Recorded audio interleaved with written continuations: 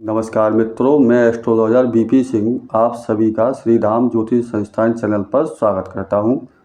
मित्रों, आज के वीडियो में हम कुंभ राशि पर शनि की साढ़े साथी के तृतीय चरण के बारे में चर्चा करेंगे। 29 मार्च को शनि कुंभ राशि को छोड़कर मीन राशि में प्रवेश करेंगे और कुंभ राशि से शनि की साढ़े साथी का द्वितीय चरण समाप्त हो जाएगा और जो तृतीय चरण है शनि का साढ़े साथी का वो प्रारंभ हो जाएगा। कुंभ राशि के जातक अभी तक देख रहे थे या उनके सामने ऐसी समस्याएं आ रही थी कि उनको कई मानसिक परेशानियां हो रही थी, तनाव रहता था और नींद न आने जैसी समस्याएं होती थी। पारिवारिक जनों में, पति पत्नी के संबंधों में मतभेद हो रहे थे, वो अब दूर हो जाएंगे जैसे ही शनि आपकी लग्न से या राशि से हट जाएंगे।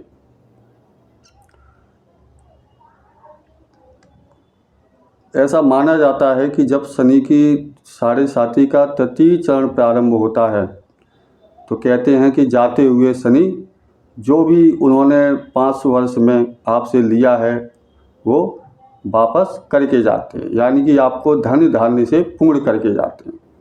आपने अक्सर ज्योतिषियों के द्वारा सुना होगा, कई वीडियो में भी ये सुना होगा कि उतरते साढ़े साथी फायदा कराती है। तो आज हम ये भी इस बात का भी अध्ययन करेंगे या चर्चा करेंगे इस वीडियो में कि वो किस तरह से फ़ायदा पहुंचाएगी।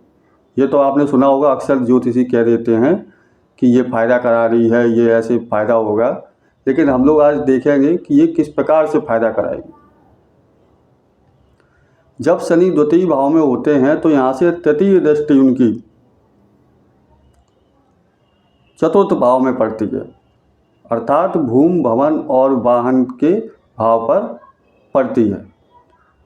तो जब यहाँ से शनि तीसरी दृष्टि डालेंगे चतुर्थ भाव पर, तो जो भी आपके अभी तक भूमि या संपत्ति संबंधी विवाद थे उनको वो हल कराएंगे और आपकी संपत्ति में वृद्धि कराएंगे।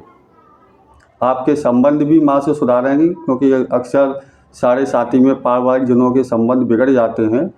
तो जो अगर आपकी माँ से संबंध में बिखराव था अभी तक, वो भी अब सुधर जाएंगे।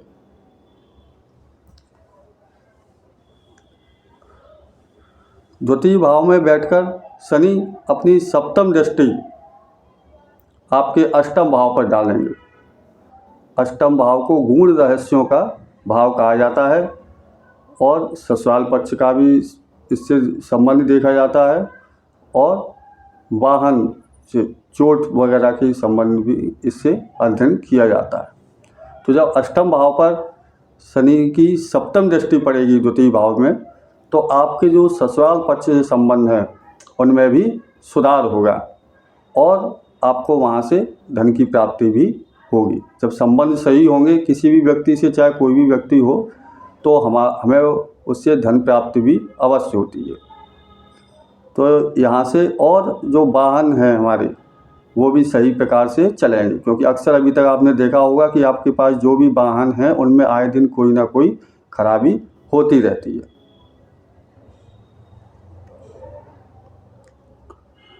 यही शनिदेव 10वीं दृष्टि से आपके 11वें भाव एकादश भाव को देखेंगे। जब एकादश भाव को देखेंगे तो आपके बड़े भाई से आपके संबंध को सुधारेंगे और आपको कई अन्य स्रोत से या अन्य क्षेत्रों से आपको लाभ कराएंगे। इस गोचर के दौरान आपको दूर देश की यात्राएं भी करनी पड़ सकती हैं या अपने स्थान से दूर भी जाना पड़ सकता है, किंतु आप चिंतित ना हो। ऐसा नहीं है कि आपको बाहर जाने से या कहीं दूर की यात्राओं करने से आपका धन खर्च होगा, क्योंकि शनि धन भाव में बैठे हैं और वो आमदनी के घर पर अपनी दृष्टि डाल रहे हैं। तो वो यात्राएं कराएंगे तो उन यात्राओं से भी आपको लाभ ही प्राप्त होगा। आपके बाहरी क्षेत्रों से यदि कोई जातक व्यापारी वर्ग का है तो उनको बाहरी क्षेत्रों से लाभ प्राप्त होगा। बाहरी क्षेत्रों से अच्छे अच्छे जो व्यक्ति हैं, व्यापारी वर्ग हैं, उनसे आपके संबंध बनेंगे और उनसे भी आपको लाभ ही प्राप्त होगा।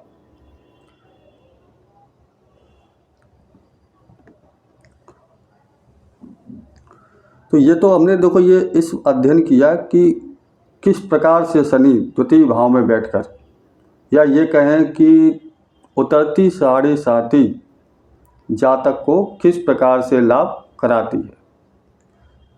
तो जब शनि धन भाव में होते हैं तो वो अपनी दृष्टियां जो उनकी डालते हैं चतुर्थ भाव पर, अष्टम भाव पर और एकादश भाव। तो इस तरह से ये हम जातक को धन प्राप्त होता है और उसकी उन्नति होती है। तो जैसे कहते हैं कि एक सिक्के के दो पहलू होते हैं, तो इस गोचर के जो अभी तक हमने फायदे के बारे में बात करी है, अब ये भी देखेंगे कि हमें सावधानी क्या रखनी है।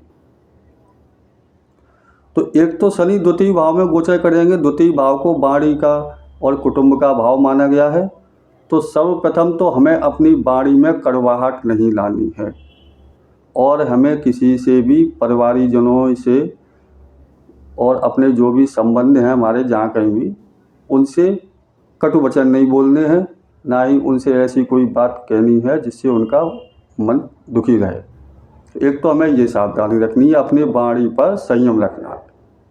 द्वितीय अष्टम भाव पर दृष्टि पड़ रही है, तो हमें अपने ससुराल पक्ष से संबंध मधुर रखने हैं और वाहन चलाते समय विशेष सावधानी रखनी है, क्योंकि अष्टम भाव आकस्मिक घटनाओं का भाव माना गया है। तो हमें वाहन चलाते समय ध्यान रखना है। और एकादश भाव पर 10वीं दृष्टि पड़ेगी 11वें भाव पर, तो हमें अपने बड़े भाइयों से, या आप जिन्हें भी अपने बड़े भाई के समान मानते हैं, ऐसे लोगों से संबंध सुधारने हैं और उनका सम्मान करना है। अगर हम इन बातों का ध्यान रखेंगे तो निसंदेह ही शनि का यह गोचर कुंभ राशि को लाभ प्राप्त कराएगा और उनकी आमदनी में वृद्धि कराएगा। और फिर यह गोचर निसंदेह उतरती साढ़े साथी कह लो, कुंभ राशि के लिए एक वरदान के समान साबित होगी। तो मित्रों, हमें उपयुक्त बातों का ध्यान रखना है और इस तरह का आचरण करें जिससे किसी को दुख ना पहुंचे। ठीक है मित्रों, ये वीडियो आपको कैसा लगा? वीडियो को लाइक ज़रूर करें और चैनल को सब्सक्राइब अवश्य कर लें, इससे आने वाले वीडियो आपको समय से प्राप्त हों। और आपका कोई प्रश्न है तो आप कमेंट सेक्शन में अवश्य लिख के भेज सकते हैं, उसका समय से समाधान किया जाएगा। धन्यवाद।